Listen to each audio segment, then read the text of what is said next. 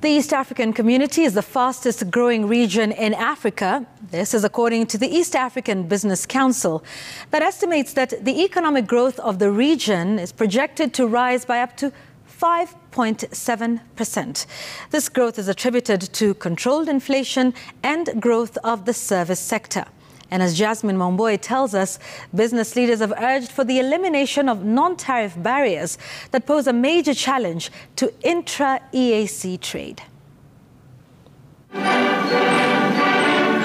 East African community member states seem to be on a growth trajectory, the prevailing challenges notwithstanding. The East African Business Council, EABC, projects that East Africa's economic growth will rise to 5.1% in 2024 and 5.7% in 2025. The council says that the growth has been driven majorly by the growth of the service sector, the increase of investments in infrastructure, and the diversification of the agricultural sector.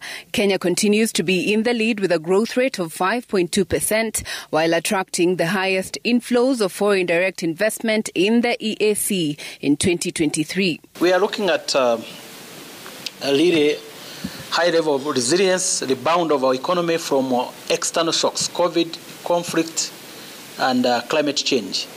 So EAC, based on various reports, African Development Bank report 2024, IMF report, all of them talked about EAC posting 5.1 average GDP growth by 2024 and 5.7 by 2025. There is no any other region on the continent posting or recording such a growth. However, experts say that while the bloc is experiencing growth, trade between member states continues to lag despite the 4-band common external tariff. A low tax to GDP ratio worsened by a poor savings culture in the region continues to negatively impact growth in the EAC. Even worse is a lack of a common currency or the use of local currencies for trade among member states. Kenya is now discussing with India to have settlement in the local currencies Indian, but within East Africa, our major trading currency is still dollars.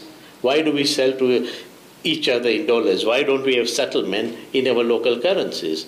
Even if that means that it's only 10 or 15 or 20% of our total imports and exports, it will really reduce the call on dollars.